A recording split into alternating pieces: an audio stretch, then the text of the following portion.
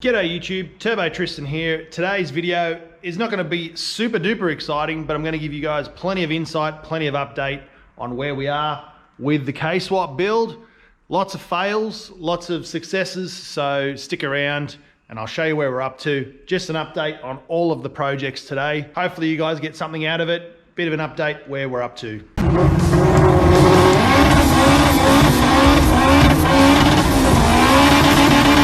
Alright, so I'll be the first to admit that update videos absolutely suck, but doing YouTube, you've got to try and make content on a regular basis, but also bring something that's exciting and enjoyable for the viewers to watch and the subscribers. So we're at 12.1K.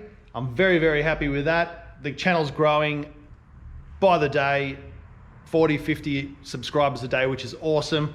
Trying to get that up. And I know it's not going to happen unless I have some cool, exciting content coming. So this build is coming along quite nicely. Nothing really worth filming though. So since the last video, I have topped up the power steering. I've added a push lock -8 fitting from the breather over to my old catch can. So I've decided to run this one instead of the Raceworks one, just because it was already set up and custom made to mount right there. So I'm going to run that one. You'll also notice I've mounted the fuel pressure reg exactly where I said I wanted to do it, and I've completed all of the fuel lines. So from down here, we go from there all the way up into the fuel rail, through there, done, and then pressurized back over here at the fuel pressure reg. And then underneath there is a little drain, and then that goes back to the fuel tank. I've also finished up all of the hose clamps. I've mucked around with some vacuum lines. I didn't have enough, but I've just used these fittings here just for now, and this is not how I'm going to plumb it. One thing I have plumbed up though is the Turbo Smart external wastegate right in there. That was a team effort. Had to get my missus to help me with that one, so thanks a lot. I've mounted my 4-port boost controller down here as well, and I've run the lines. This one is a Turbo Smart boost controller, matches my Turbo Smart blow-off valve and wastegate, and it's also got the Raceworks billet bracket down there. Pretty awesome bit of gear. I've also rubber mounted it so it's not going to have any vibrations from the car and destroy the signal or the sensor, so that's all good. In the last episode, we finished up all of the power steering lines, so they're nice and neat, nice and tidy. And I've also gone ahead and fitted the other SPAL thermo fan, and you can see down here, plenty of room, nice and simple, nothing touches, it's all mint. Intercooler's on. Those are the successes. Now for the fails. Fails are, I took apart my hubs because I noticed the wheel bearing was clicking on the driver's side. I decided to replace both. So they're both pulled apart. Now if we go over here into the Turbo Tristan studio, and you'll see here I've got my original hubs there pulled apart. Now the sedan hubs are different to the hatch hubs. I do have some brand new 38mm hubs for a hatchback and brand new bearings that I haven't used. I figured that out once I'd already pulled apart everything and had my car unable to roll around or move. These ones for the sedan, the EK9 Type R and all of the big boy cars, they run a 43mm shaft. So the bearing is different. It's bigger outside, it's bigger inside. So once I learnt that, I went over to my parts supplier and I grabbed myself 4 wheel bearings, because I've got 2 sets, so 4 complete sets of front hubs, because I'll be doing some R&D, designing some big brake kits for you guys. I know they're in high demand and you definitely should upgrade it. If you're going to be hooning around in your car flat out everywhere, you want to modernize the brakes and make them better.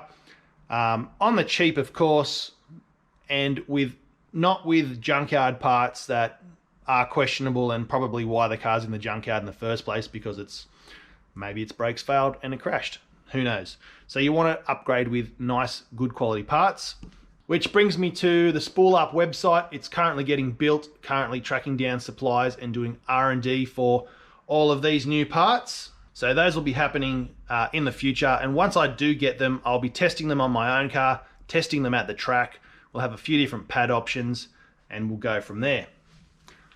I've also met up with another YouTuber who's local to me. He's just bought himself a Civic and he wants to turbo it. So he's come to the right place. Turbo Tristan. We'll do some D-series budget builds coming up soon.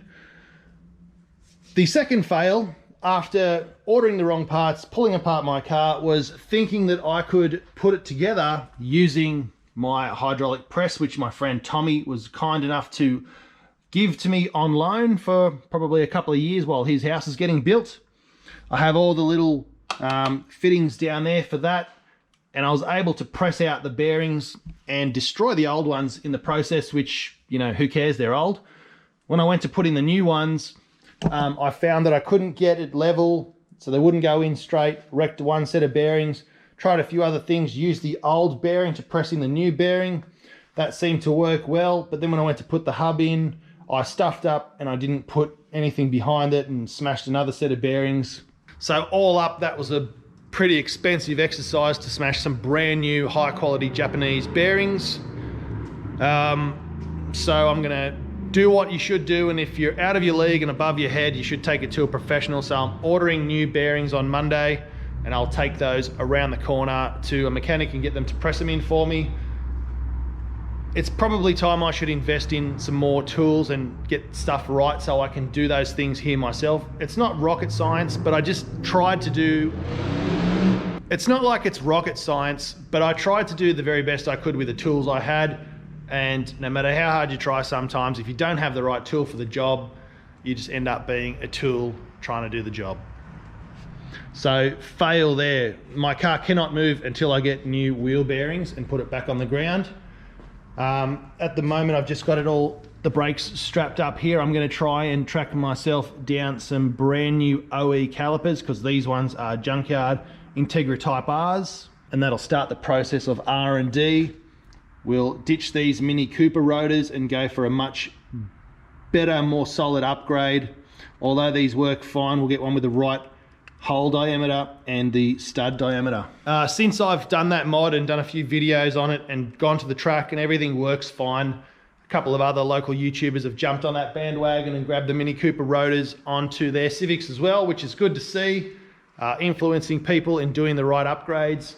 But there's going to be a better way, and that's going to be spoolup.com, coming soon. Right behind me, we've got the VL Wagon RB30 Mini Godzilla, the OG. The VL is going off to paint on Friday this week. Probably take a couple of weeks to come back, maybe 2 or 3.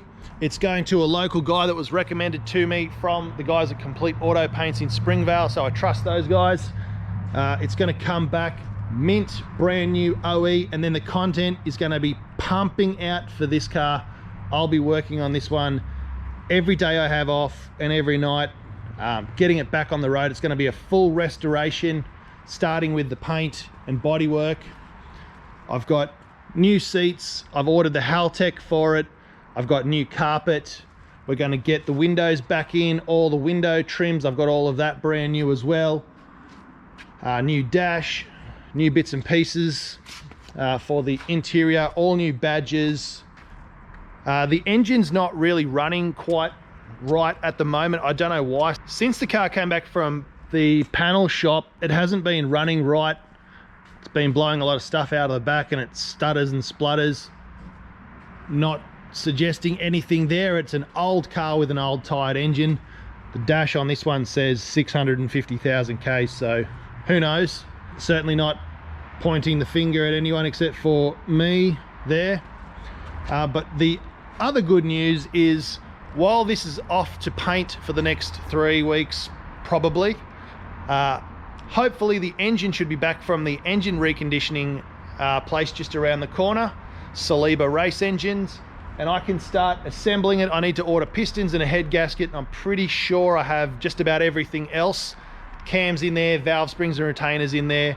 I've dropped off the torque converter to TCE torque converters. They're going to put a 3 to 3.5 grand stall in there. I've also got a shift kit for it, so it'll shift a bit harder. That'll help us save quite a bit of time at the drag strip, just having it not so mushy and sloshy in the auto, and the stall converter will mean it'll get off the line and won't bog down. Hopefully we don't make 1 billion kilowatts, because it'll blow the diff straight away, and I'm not going to try and replace that at all.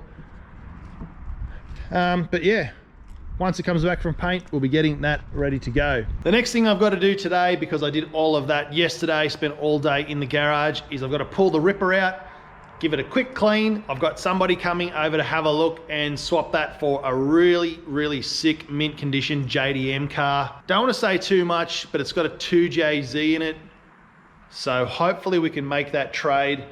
The Ripper is a fantastic car. It hammers. That's why we call it the little Ripper, because it rips. It's got everything there. We just don't have the time, the patience.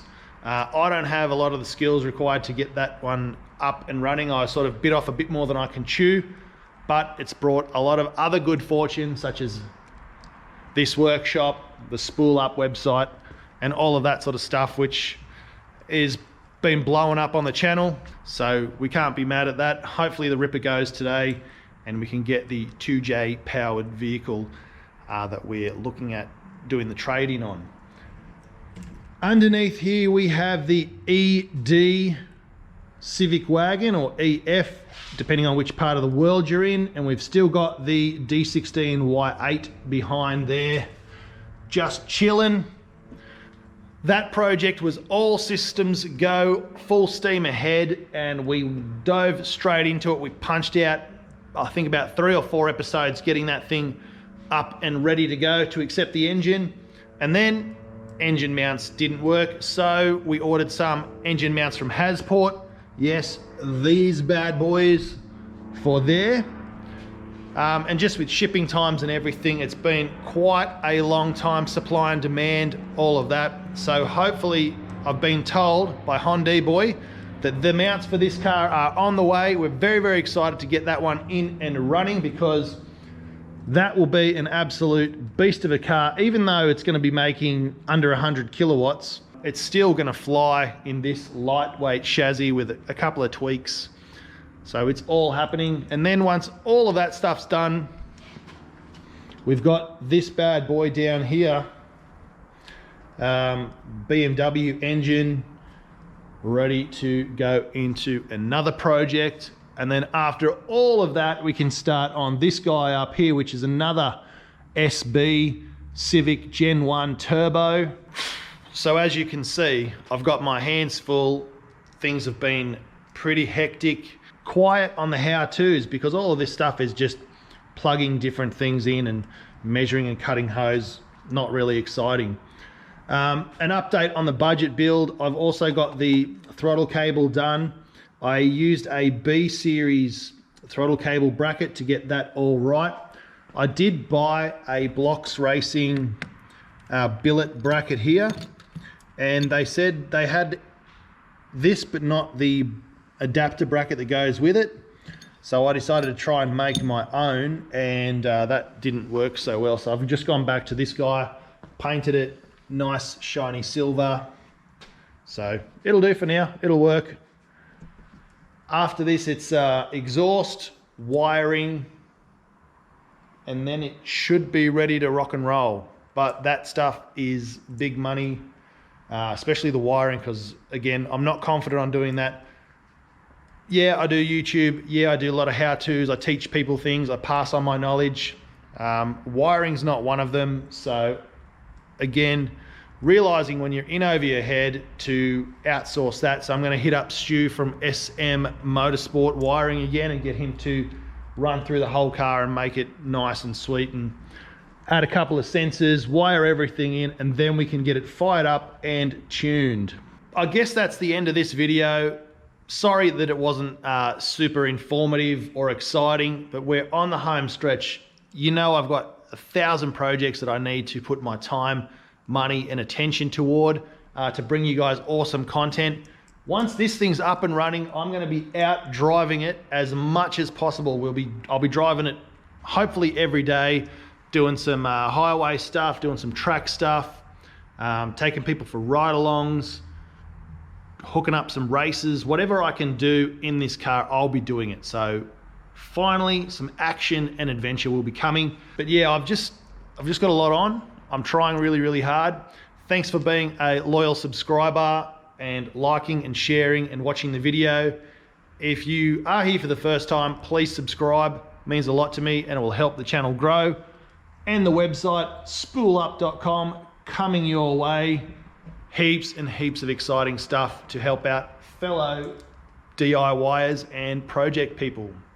Thanks for watching. Spool Up. See you in the next one. Cheers.